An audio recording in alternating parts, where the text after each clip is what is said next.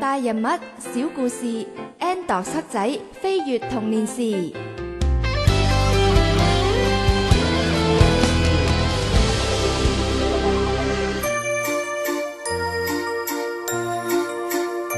阿哥 ，Andox， 你過嚟睇下我畫得似唔似？哇，騎羅羅啊，仲有探媽媽、二羅羅、咕嚕嚕，仲有哆羅羅添。吓？咩騎羅羅啊？佢就係福娃裏邊嘅貝貝、晶晶、歡歡、瑩瑩同埋妮妮啊！唔緊要啦，雖然你畫得唔似，不過咧你畫到騎羅羅戰隊咧都好叻噶啦。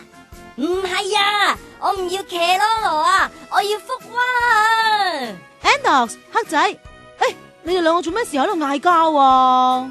佢啊，話我畫嗰幅福娃係騎羅羅啊，我好俾心機畫噶嘛，我諗住送俾阿媽，點知佢話我畫到似騎羅羅啊！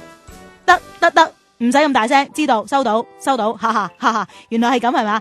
哎呀，黑仔唔使唔開心啦，今次畫得唔好，咪練多幾次咯，係咪？吓？嗱，我諗你咧都畫咗好耐噶啦，不如咧就行開下先吓，轉頭翻嚟再畫過。嗱，咁我見你咁中意畫畫啦，又不如咁，趁呢個時間咧，就等我帶你哋咧一齊坐呢個星光大道，翻去以前搵一個畫畫好叻嘅人傾下偈。好啊，咁 Purple 姐姐，我哋今次會去探邊個啊？係啦，咁今次我哋搵邊個咧？咁當然就係聞名不如見面嘅達芬奇啦。哎呀，唔好講咁多啦，快啲坐穩啦吓，綁埋安全帶，我哋即刻由星光大道出發。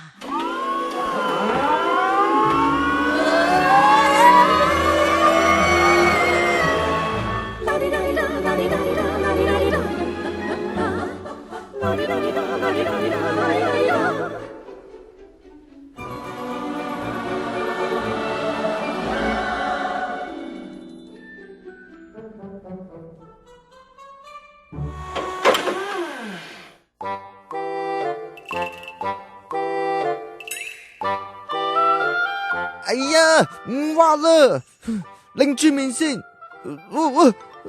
做咩有兩隻牛牛喺度嘅？係。哇，你哋仲識叫添㗎，咁得意嘅。你好啊，我哋都係嚟自未來嘅，我咧就叫做 Purple， 佢就係黑仔，而佢咧就係 Andox。Hello 啊，我叫達芬奇啊，你叫黑仔啊？唉，我諗我叫黑仔啊，差唔多。點解咁講啊？如果可以好似你咁成功都叫黑仔，咁我哋仲有得生還嘅吓。達芬奇唔單止係意大利文藝復興時期嘅奇才啊，更加係全世界最偉大嘅畫家之一。佢嘅作品《蒙羅麗莎的微笑》更加可以喺中外任何唔同文化背景嘅地方都見到呢一幅名畫嘅複製品添。乜嘢啊，姐姐，你姨姨我講咩啊？冇嘢啊，冇啊。唉，你都係唔明噶啦。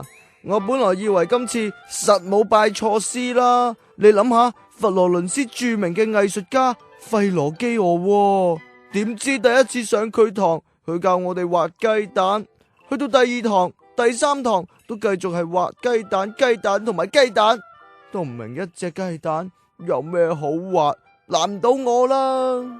芬奇同學，雞蛋雖然係普通，不過同一隻雞蛋，唔同嘅角度之下畫出嚟個樣都係唔同噶，所以畫雞蛋只係基本功，基本功練得好，先至可以得心應手噶。咁佢又講得真係冇錯噶噃吓，雖然係長氣少少吓，只不過成日畫嚟畫去都係淨係畫嗰樣嘢，好悶啫。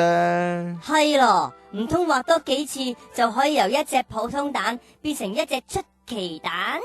只不過咁喎，如果你連基本功都唔肯做，咁樣好難幫到你噶噃。咁你又講得啱嘅。我而家淨係好想快啲畫好張卡送俾阿媽，不過畫來畫去都係畫唔好咁嘅。喂呀，黑仔呀，你唔好咁啦。最多如果你真係搞唔掂嘅話，我幫你畫啦，咁又有乜所謂呢？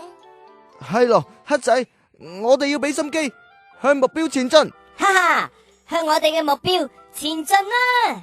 好啦，支持你哋啊，加油啊！咦，咩事啊？你哋聽唔聽到有啲怪聲啊？冇啊，冇啊，冇啊！達芬奇哥哥，我哋係時候要走噶啦。吓，咁快啊？係啊，我哋要走啦。不如咁啊，我哋約定下次見面嘅時候，我哋交換我哋畫嗰樣嘢嚟睇啊！好啊！哇，如果我有達芬奇哥哥啲畫就好啦，一定賺硬啦！哇，黑仔，你冇嘢流晒口水嘅，笑到吓？雖然呢，你而家做緊嘅嘢咧，可能會覺得悶啲啊，達芬奇。不過咧，冇咁上下嘅磨練，又點會有你將來嘅成就呢？冇錯啊，你要加油啊！再見。哦，拜拜，再見。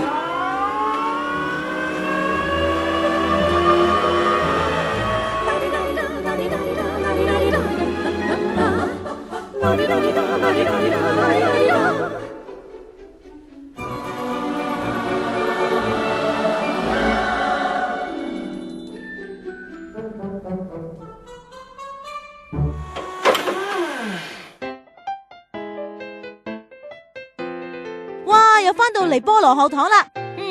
Andox， 黑仔，你講 Andox， 黑仔，你哋今日學到啲乜嘢啊？而家 Purple 姐姐都未講晒，黑仔你就已經知道佢想講乜嘞咩？好啊，黑仔你咁多嘢講，你講先啦。哈哈，我當然知啦，學畫畫唔可以急，一定要練好基本功至得，然後逐漸升上大師級。咦，今次黑仔咁叻嘅？哼，使乜講？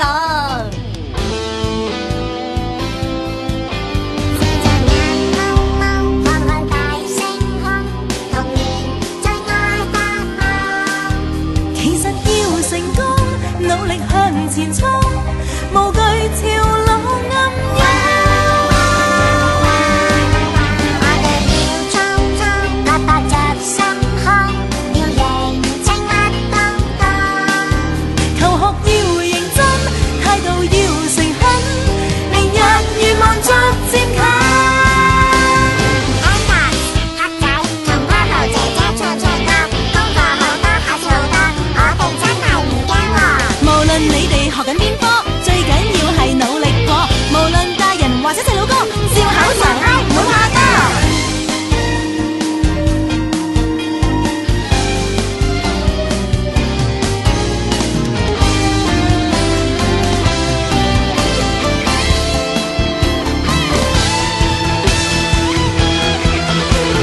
童年時夢想可以變大個。童年在幻想空間穿梭，日日有闖禍，但請不要笑我。可以嗎？可以嗎？但願不再犯錯。